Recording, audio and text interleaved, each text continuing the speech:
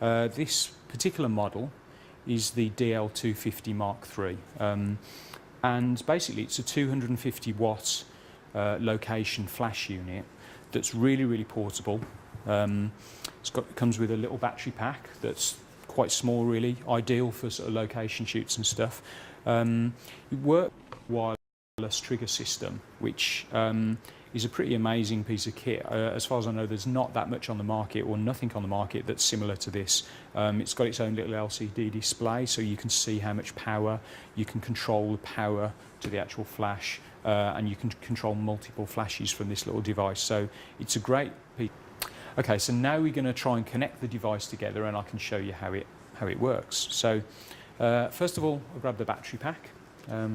Just open up the little thing at the top. Right, let's have a look. So we get the correct end of the lead, and it's got like a little marker that lines up with the battery. Okay, so it won't go in any other way. So once that's in, we can connect this end to the actual strobe unit. Now this thing, it's got, if you pull the sleeve back, it's got like a little red mark, and that lines up with a little red mark on here. So we'll just plug that in. Once it's in, it's locked in, it won't come out unless you pull the sleeve back, and then it will come out quite easily. So at least that won't come out by mistake. Right, so now that's in, we can then press the battery pack, and that will then turn our device on. And obviously the display comes on the back. Now with the display we can change the settings. It goes up in half points, goes all the way up to full power. Now obviously I can test this. If I click the back, that's on full power. Now the good thing about these particular lights is they work on IGBT circuits, which is similar to how speed lights work, and it means you get a very fast flash duration. Okay, so we've put the flash on a little stand at the moment, just so that we can illustrate what's going on with the back of it. Let me turn the power on.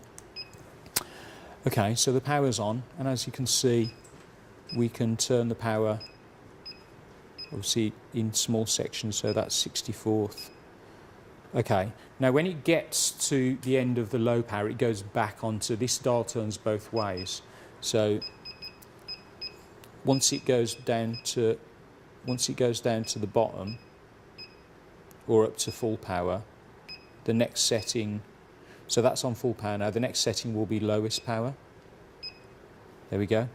Now that's going clockwise. If I go anti-clockwise, it will do the same thing. So when I get to low power, which will come in a minute, that's going up to full power again. So basically it doesn't matter which way you turn this device, it just scrolls either way. Now we've got our little remote control. Let's turn our remote control on. Now you can see at the moment that that's displaying the same as the back of the strobe. Now if I change that, if I press this button and take it up to an eighth power, if I press enter, you can see that it's changing the power on the back of the light as well. So this is a really useful device. You can control all your lights separately. You can either do them all in one go. It's got a little switch on here that says each or all, and if you've got a multiple light system, you can either do them individually or change the power all in one go and keep them all the same power. But it's going to be really versatile when you're on shoots and you're trying to get different lighting power for the different lights without having to go and physically change each light to the power that you want. So this is, it's really going to free you up and say we can control the main flash from that. So let's just have a quick look at the different functions on the back. What we've got the power button, so we can turn that on and off via there. Let's turn it back on again. Obviously we've seen what this does. This is our button that changes the power. There is another function to this button. If we press it inwards, it goes to this mode called FP mode, which basically is a very fast flash duration. It's a constant power, which is about half the power of the actual unit.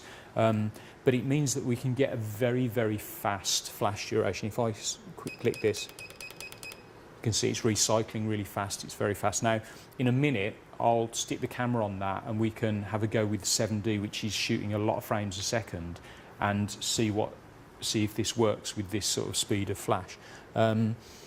Here is our test button. Obviously, that's testing it. Let me turn that back to power.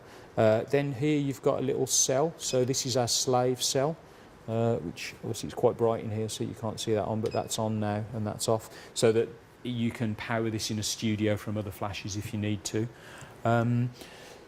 At the top here, we've got our ID select, which is how you control the different flashes with the different power. You've got A or B.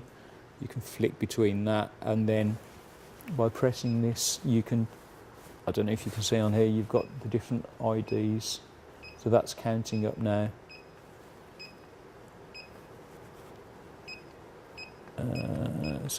Okay, so it goes to 15 and then back to 1. So you've got 15. Theoretically, you could probably have 15 different flashes set up, all with different amounts of power, which is going to be really versatile. So let's leave that on 1 for the moment. Now again, from this back unit, you can still change all this. So if I go to the menu, the menu can change it onto that FP mode. If I okay, at the top I've got my ID select. Let me take that back to normal. My ID select I need to take back to 1. So if I do that, now it's controlling it. So now if I press the menu to FP and do that, that's put this unit on FP mode. So you can see that this, obviously as long as you're on the correct ID setting, you can control every single light individually. So let me tell you a bit more technical stuff about the actual flash unit itself. This particular unit uses Japanese capacitors, which are much better quality than some of the other sort of capacitors that are on the market in these units.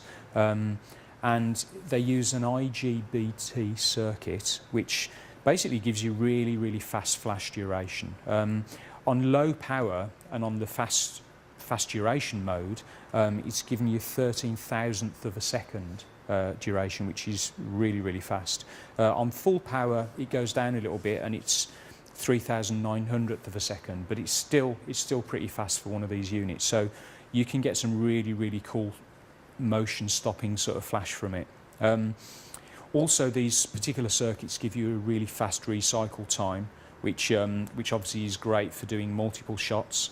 It gives you very constant light, a very constant power once you've actually set them. Also, the interesting thing with these is when you change the power to a different setting, you don't have to do a flash to discharge that. It automatically changes to the power setting that you're using, so you can just carry on. Once you've changed your settings, you don't have to pre-flash to get rid of the to dump the previous lighting level. One charge on one of these devices on the 250 watt will last about 1,200 flashes at full power, which is a hell of a lot of shots out of one battery charge. Obviously, if you go down to lower power, you'll get a lot more power from it.